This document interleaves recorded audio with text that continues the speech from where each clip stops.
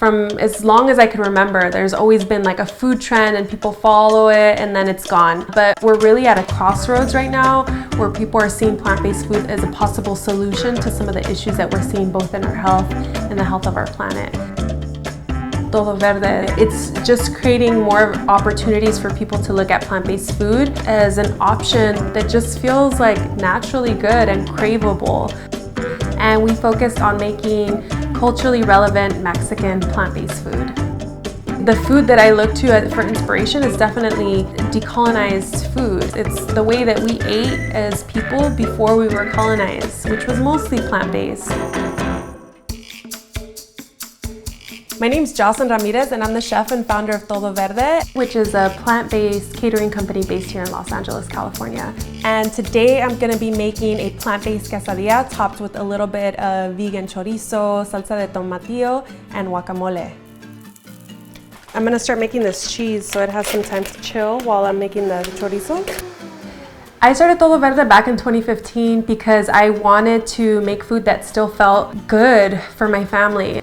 We were dealing with a lot of health issues, everything from like cancer, diabetes, high blood pressure, cholesterol. And I knew that I wanted to switch to more of a plant-based diet for myself and be able to share that with my family. I'm gonna add all the toasted chiles for the chorizo. Ooh, those chiles got me. Oh my God.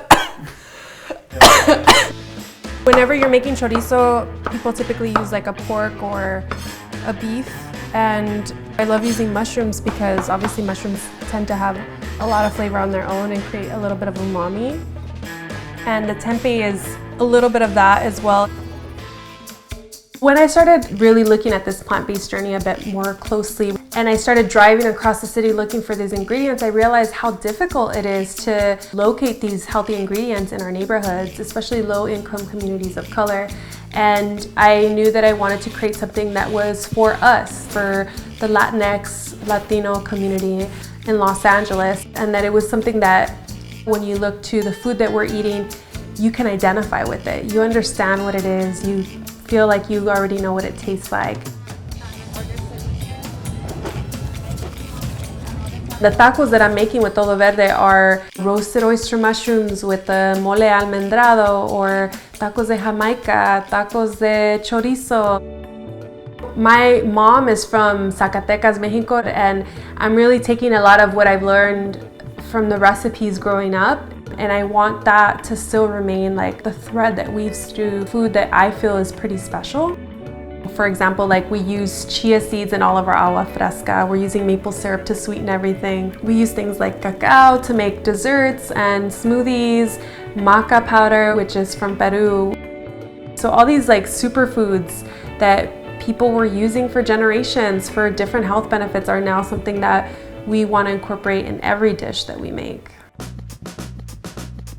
When we first started Todo Verde, we started at local farmers markets across Los Angeles, and then we were approached by the person who curates Smorgasburg, which is a weekly event, happens every Sunday in Los Angeles. So it's like all these up-and-coming chefs, all these up-and-coming food businesses.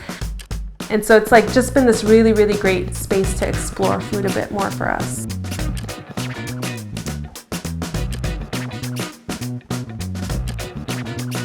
I'm really focusing on us opening up our first restaurant, which hopefully will be opening this year, and also to launch my cookbook, which is coming out spring 2020, and then trying to open up more locations mostly across the east side of Los Angeles so that we create these health and wellness hubs where people can not only come in and get food that's more accessible to them, but also to be able to attend food demonstrations, skill shares, classes that teach them a little bit more about a plant-based lifestyle.